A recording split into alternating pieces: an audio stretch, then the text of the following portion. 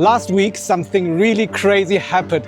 At the Tencent building in Shenzhen, thousands of people lined up to get the engineers help them to install OpenClaw. Everyone in China went crazy about OpenClaw. And this week, something even crazier is happening. I got an exclusive invitation to bring some of my foreign friends to the Tencent building, and we are the first batch of foreigners and first batch of everyone in China to get QClaw installed here. So I invited my friends, all entrepreneurs and founders, to the Tencent building to witness what might be the beginning of AI for everyone. Let's go! Yeah. So how long did it take for you to install it? 5 minutes. 5 minutes? The longest time was just the Wi-Fi. The Wi-Fi took the longest, yeah, but five minutes. This is amazing. When we installed it today in the app, we were here 2 hours before you. When we installed it was 0.6. No. Yeah. So after 2 hours, they already have 3 new versions. Yeah, I tried the QClaw, but also the work buddy, and yeah, it's just amazing because I used to use OpenClaw before. It's kind of made for developers only, but QClaw now it's really becoming this consumer wrapper, and it makes it super accessible for everyone. It's amazing. It's super fast. Yeah. So before we start, I would like to that every one of you can introduce yourself and then say what you do and how you use AI agents. I'm Isaac. I'm the CTO of and a co-founder for MakerMods. We're a SF-backed startup, so we make affordable robotics right now for students and makers and researchers. So I've been using OpenClaw not just for work, but also in our product, integrated in our product to control robotics. Previously, it would take like a few days just to get started with physical AIs. But now, like we've ran an experiment at Pujing Middle School in Macau, and they were able to set everything up in 30 minutes. That's almost giving them like researcher level ability of coding and using the terminal. I'm a power user of OpenClaw, and I even have it running on like a mini like Pi. Yeah, but it took me a few days to set up everything. And it's too much for like my parents or something to set up, and then they gotta worry about security. They gotta know a bit of like how it works under the hood, like terminal and stuff. But yeah, using QClaw, like this product from Tencent, it's a huge step forward from OpenClaw. So I could ask, for example, for a campaign, we will launch our product in a campaign in Japan. So it's very specific, I don't speak Japanese. We could ask like on the comments to search all the comments and to generate like an answer based on all the data we have. Usually the question are always the same, like how to do this, how to do that, and it's like really annoying job. Like okay, copy paste. Like I believe it could auto post things for ask me like. Alternatively, you could give me a name first and share some information about your personality, so I can get to know you better. So I'm intrigued now. I have to be careful for the first answer. Then there's actually a Xiaolongxia, like an Ai. She has this Xiaolongxia shop, and she uses Xiaolongxia to read all the comments online what the people want to eat. So she can change, she uses these agents to make research for her on Xiaohongshu and all the other platforms to see what young people nowadays want to eat, so it can actually help her business. It can basically access the information on my laptop. It knows how to navigate from one app to the other. It knows how to orchestrate also the storage. You can ask him to show you some reminders. You can create Apple Notes. You can work on it. You can basically give him, it has multi-search engine, which means you can ask him to check something online, and then basically it will, as soon as you give it a task, you can just tell it, okay, once you're done with the research, hand over the task to another agent, which will then write everything nicely down into my Apple Notes, so I can just check it later when I'm on the go.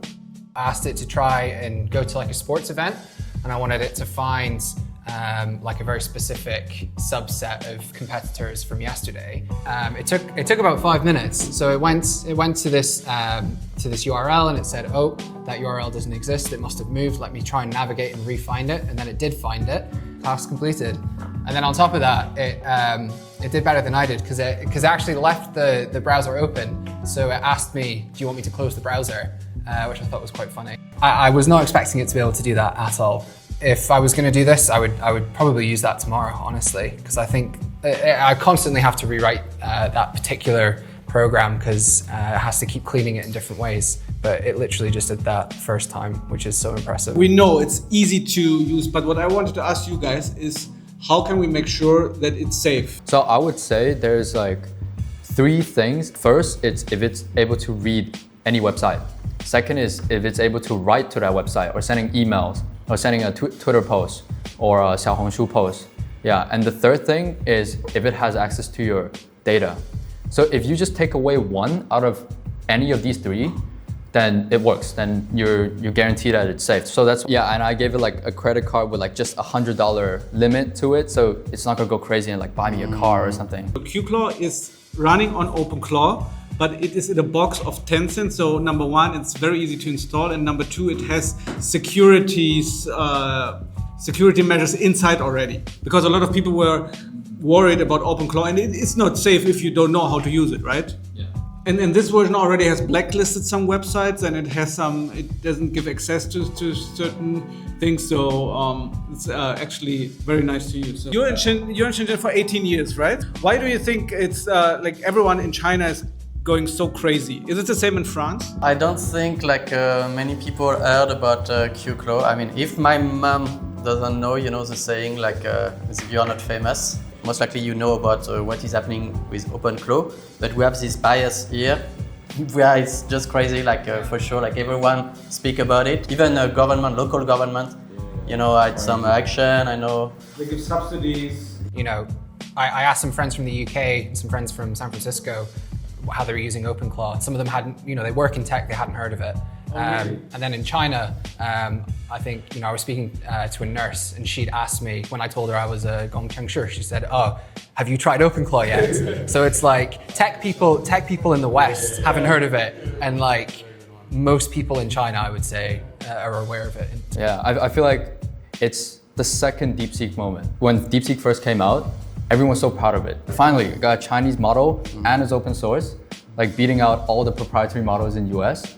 And so that's why when people saw like OpenClaw and then they saw like the opportunity for like the second DeepSeek moment. As soon as OpenClaw dropped, in the space of 1 week, we had like at least 20 variations of OpenClaw, PicoClaw, or different kinds of claw. And these variations were specific for different use cases. When OpenClaw came out, it was all about just put OpenClaw in your device and control. But the Chinese, when they got this, they started writing codes like changing the code base, making some pull requests, cloning the GitHub repository, and tailoring OpenClaw to their specific domain. So this now made it possible to cut across almost all domains here in China. Do you think this is the next DeepSeek moment? That like this kind of QClaw or this kind of OpenClaw will also work in the US or in Europe? Far more than just a conversational tool like DeepSeek, right? If you go to the DeepSeek chat, it's like you ask a question, you get an answer. That's it. But this, it plans, it orchestrates itself, it spawns different agents to finish the task and adjust itself. It gets the task done all by its own. It's not like a question answer tool. And on top of it, it's free, no? So you can use the API key basically of any of your any model, any of your LLM or AI. So that means you could use like your OpenAI, API key, your Grok API key, your Claude API key, your DeepSeek, etc. And that becomes your own data, still open. That's where it's open, basically. It's very cool. This actually is the beginning of the era of AI for everyone. And we're just starting right now, and we are living in an exciting time. Maybe they will drop a new version in 5 minutes, and we will check it out. Maybe this is the next DeepSeek moment. We will see, and we will keep you updated, guys.